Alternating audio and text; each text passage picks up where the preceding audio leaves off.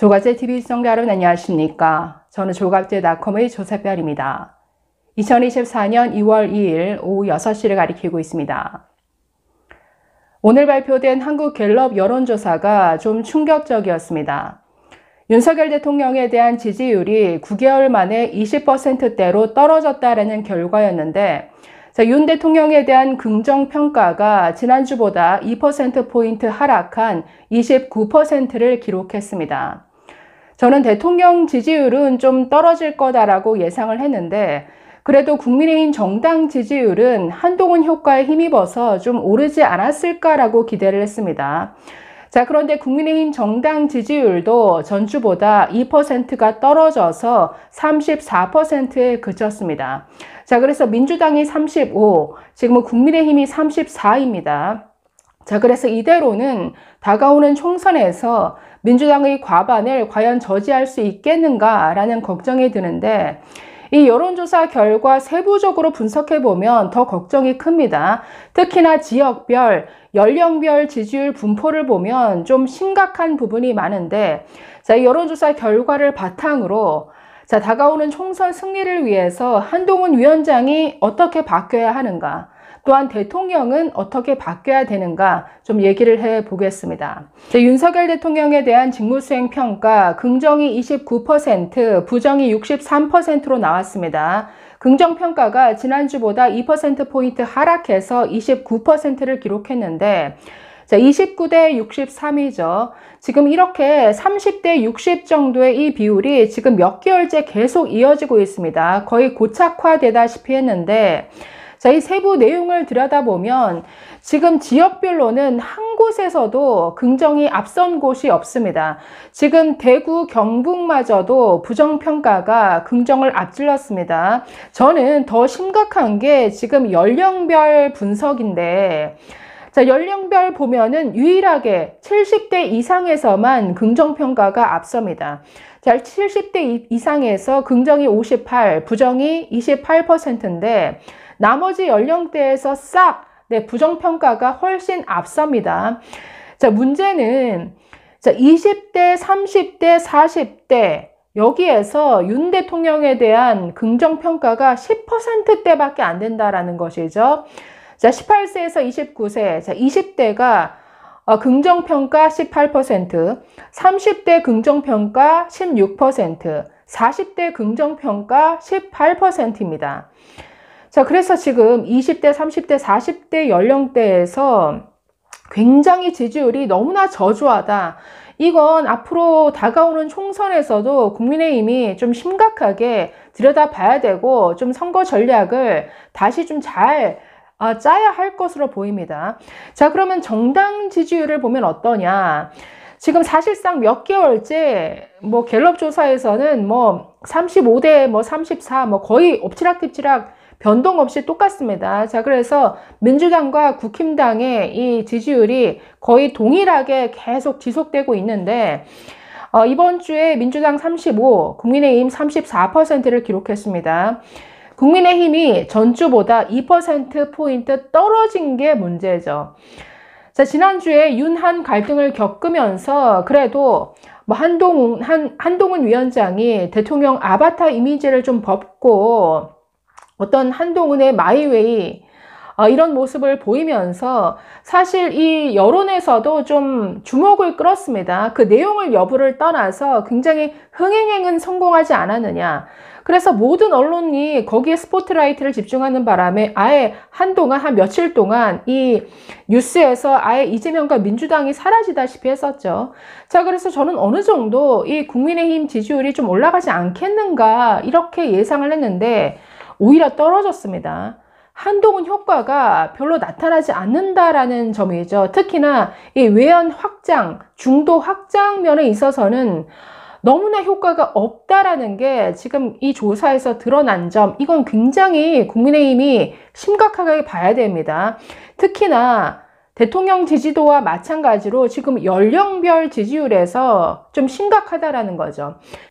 아까 20대, 30대, 40대에서 전부 대통령 지지율이 10%대에 머물렀다라고 나왔죠. 국민의힘 이 정당 지지율도 마찬가지라는 거죠. 지금 연령별로 국민의힘이 앞서는 연령층이 60대 이상, 70대 이상밖에 없습니다. 자, 20대에서 민주당 30, 국민의힘 19, 30대 19, 30대에서 민주당 31, 국민의힘 24, 31대 24, 40대 지지, 민주당이 47, 국민의힘이 23%밖에 안 됩니다. 50대, 민주당이 45, 국민의힘이 30%. 자, 그래서 지금 20대, 30대, 40대, 50대까지 거의 10% 이상 차이로 민주당이 앞서고 있다는 점, 이게 심각하다라는 거죠. 한동훈 위원장이 국민의힘 간판으로 나서면서 뭔가 2030 또는 4050 여기서 좀 지지율을 끌어오지 않겠는가 기대를 했습니다. 그런데 지금 이 여론조사에서는 그런 효과가 전혀 보이지 않는다라는 점. 자, 그래서 한동훈 위원장이 열심히 하고는 있지만 뭔가 이 중도 확장성 면에서는 아직까지 전혀 효과가 나타나고 있지 않다. 자, 그래서 이 한동훈 효과라는 게 그냥 기존 지지층 안에서의 환호에 머물러 있지 않은가, 이렇게밖에 볼 수 없다라는 겁니다. 자, 그래서 대통령, 정당 지지율, 또 이재명과 한동훈 사이의 어떤 그 지지율 추이 다 비슷하게 나온다라는 거죠. 그러면 이번 여론조사 결과를 바탕으로 좀 바뀌어야 한다라는 겁니다. 한동훈 위원장의 행동, 그리고 나타내는 메시지, 행보 다 바뀌어야 됩니다. 그리고 대통령도 역시나 마찬가지라는 거죠. 자, 그러면 어떻게 바뀌어야 되는가? 그냥 저의 사견을 말씀드리면, 자, 한동훈 위원장은 잘난 분이죠. 그러니까 잘난 척 할 필요가 없는 잘난 사람입니다. 뭐 능력 면에서나 경력 면에서나 그 스펙, 뭐 언변, 외모 모든 면에서 훌륭하죠. 잘난 사람입니다. 그래서 잘난 척 할 필요가 없는 잘난 사람인데, 우리나라 이 유권자들, 우리나라 국민들이 정말 어떤 정치권에 표를 주는 그 표심에 있어서 가장 싫어하는 게 잘난 척인 것 같습니다. 자, 그래서 잘난 척하는 사람에 대한 아주 미움 감정, 이게 특히나 감정적으로 우리나라 정치권에서 강한데, 한동훈 위원장이 잘난 척하진 않지만 그렇게 보여지는 측면이 있다라는 거죠. 그렇기 때문에 바뀌어야 된다. 자, 그간 여러 물론 국민의힘 내부 결집력을 높이기 위한 행보로 보이지만 이게 언론에 비춰질 때, 자, 전국을 돌아다니면서 굉장히 아주 뭐 파이팅 넘치는 이런 모습을 보였죠. 자, 그런데 이 정당을 벗어난 그냥 중도 일반 국민들이 보기에는 셀럽놀이로 보였다라는 거죠. 그냥 스타들이 팬미팅하는 뭐 전국 순회 팬미팅 정도 셀럽놀이. 자, 그래서 여러 뭐 아주 배려하는 차원에서 장시간 뭐 기차표까지 취소하면서까지 사진을 찍어주고 사인을 해주고 이런 모습들이 오히려 부정적으로 비춰지는 측면이 분명히 있습니다. 자, 그래서 일반 중도층이 보기에는 셀럽놀이 하고 있네. 그러니까 이런 식으로 비춰지는 측면이 많다라는 거죠. 그래서 한동훈 위원장 굉장히 조심해야 됩니다. 자, 그럼 어떻게 바뀌어야 되느냐? 절박한 모습이 보여야 되고 납작 엎드려야 된다라는 거죠. 자, 한동훈 위원장이 기자들의 질문에 답변하는 모습을 보면 지나치게 공격적입니다. 이게 법무부 장관일 때는 전혀 문제되지 않았죠. 오히려 분명하고 아주 확실하게 뭔가 사건을 정리하는 측면이 있었기 때문에 이게 굉장히 시원한 팩트 폭격으로 들렸습니다. 자, 그런데 지금은 한 정당의 수장이라는 거죠. 대표라는 겁니다. 그런 측면에서는 지나치게 던지는 메시지와 어떤 그 어투, 뉘앙스가 지나치게 공격적이다. 때로는 저희가 이렇게 하겠습니다라고 국민들 앞에 말하는 내용도 조금은 더 겸손해져야 되고 더 낮춰야 된다는 생각이 듭니다. 그러니까 마치 시혜를 베푸는 듯한 모습이 보인다라는 거죠. 잘난 사람이 굉장히 국민들에게 은혜를 베푸는 듯한, 시혜를 베푸는 듯한 이런 모습으로 비춰지는 측면이 있습니다. 자, 예를 들어서 저 586 운동권을 선택하겠습니까? 저런 시대착오적인 꼰대 운동권을 선택하겠습니까? 아니면 이렇게 능력있고 성실한 우리를 선택하겠습니까? 대한민국의 미래와 대한민국의 발전을 위해서 누가 더 낫다고 생각하십니까? 국민 여러분 한번 선택해 보십시오. 저희는 앞으로 이러이러한 것들을 여러분께 해 드리겠습니다. 그러니까 이런 메시지가 내용은 맞는데 그 뭔가 메시지와 내용을 전달하는 그 방식이 굉장히 잘난 사람들이 뭔가를 베푸는 듯이 이렇게 느껴진다라는 거죠. 그 점에서 분명한 어떤 내적 거부감이 있습니다. 자, 그렇기 때문에 훨씬 국민들 앞에 절박해야 된다라는 것. 여러분, 지금 저희 대한민국이 정말 중요한 기로에 서 있습니다. 여러 어떤 세대 갈등이라든가 또 앞으로 이런 인구 절벽이라는 이런 시대에 있어서 우리가 개혁해야 될 부분들이 너무너무 많은데 이게 너무 어렵습니다. 저희가 이걸 해 나가기 위해서는 국회의 도움이 절실하게 필요한데 지금껏 저희가 다수당이 되지 못해서 너무나 하고 싶어도 이루지 못한 게 너무나 많습니다. 여러분 제발 도와주십시오. 그러니까 이런 절박한 호소로 들려야 된다라는 거죠. 자, 그러기 위해서는 더 낮춰야죠. 저희가 이렇게 살아왔습니다. 저희가 쟤네들보다 저희가 이 점에서 훨씬 낫습니다. 그러니 여러분 저희를 찍어 주셔야죠. 이게 아니라 지금 저희가 너무 어렵습니다. 그리고 이게 정말 너무나 절실합니다. 좀 도와주십시오, 여러분. 겸손하게 납작 엎드리는 모습으로 이렇게 메시지가 나가야 되고 이런 태도와 행보가 이어져야 되는데 그동안 너무나 저 위에서 노는 듯한 이런 모습이 뭔가 외연 확장, 중도의 사람들을 그 마음을 움직이는 거에 전혀 움직이지 못했다라는 것이죠. 그렇기 때문에 앞으로 한동훈 그 위원장의 행보, 메시지 바뀌어야 됩니다. 자, 두 번째, 윤석열 대통령은 어떻게 바뀌어야 되느냐. 첫째도 둘째도 소통이죠. 자, 지금 대통령 부정평가 그 이유를 보면은 자, 경제, 민생, 물가가 19%로 가장 이걸 못한다라는 거죠. 두 번째, 세 번째가 전부 소통입니다. 소통 미흡이 11%, 그 다음 독단적이다, 일방적이다 7%, 합치면 18%죠.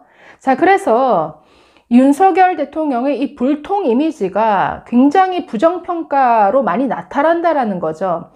그러니까 지지하지 않는 이유가 너무나 일방적이다. 그럴 수밖에 없죠. 지금 3년째 기자회견을 한 번도 안 한다? 이거 전 언론이 돌아가면서 지금 사설을 쓸 정도로 심각한 문제인데 올해 들어서도 기자회견 안 하더니 결국 다음 주에 뭐 KBS와의 어떤 1대1 담화로 이걸 끝내려는 모양입니다. 이것도 부족한데 어쨌든 하기로 한 이상 잘 하셔야죠. 불통, 그러니까 소통을 하지 않고 대체 대통령이 어디에 숨어 있는가 이렇게 보인다라는 거죠. 대통령이 이렇게 김건희 여사 문제에 있어서도 한마디 나서지 못하고 지금 몇 달간 이 문제를 끌면서 문제를 이만큼 키워놨습니다. 실책이죠. 그렇기 때문에 그동안 소통하겠다. 그렇게 해서 도어 스태핑까지 했던 대통령이 어떻게 이렇게 달라질 수 있느냐? 이렇게 기자들과도 만나지 않느냐? 기자들의 질문도 받지 않는다? 너무나 불통 이미지가 굳어졌다. 그렇기 때문에 이걸 깨야죠. 지금 부정평가에서 가장 거의 두 번째로 높게 나타나는 불통 이미지 깨야죠. 더 나서야 됩니다. 기자회견 아니면 자주 기자들의 질문을 받으면서 대통령의 어려움, 이 김 여사의 디올백 문제도 이게 억울한 점이 있으면 이런 점은 저희가 억울하다. 그러나 이 부분에 있어서는 분명한 실수가 있었다. 솔직하게 모든 것들을 드러내고 우리의 불찰도 있으니 이건 앞으로 이렇게 고쳐나가겠다. 솔직하게, 그러니까 예전에 그러셨잖아요. 예, 그 집사부일체 나와서 잘했든 못했든 숨지 않겠습니다. 항상 국민 앞에 나서겠습니다. 그 약속을 지키라는 거죠. 소통하는 모습에 대통령으로 변해야 된다. 자, 그래서 지금 이 지지율의 키를 쥐고 있는 두 사람입니다. 한동훈 위원장과 윤석열 대통령부터 이번 그 결과를 정말 심각하게 받아들이고 아주 철저히 변하는 모습이 국민들한테 전해져야 된다라는 거죠. 좀 답답합니다. 저는 윤석열 대통령, 저는 지지율이 그래도 그간의 모든 것들을 종합하면 50% 이상은 나와야 된다고 보는 사람입니다. 외교 안보 정상화하기 위해서 얼마나 노력했습니까? 경제, 외부 환경이 굉장히 어려웠습니다. 그래서 미국, 유럽 뭐 이런 데 물가 치솟는 거는 우리나라와 비교되지 않을 수준이었는데 그거와 비교하면 우리나라 어려운 환경에서도 이 정도의 경제를 유지해 온 거 저는 이거 높이 평가합니다. 그런데 외교, 안보, 경제 괜찮았는데 완전히 정치에서 실패한 결과가 이런 지지율로 나타난다. 저는 너무나 안타깝습니다. 좀 제대로 변해서 다가오는 총선에서 반드시 민주당의 과반 의석을 좀 막았으면, 저지했으면 하는 바람입니다. 감사합니다.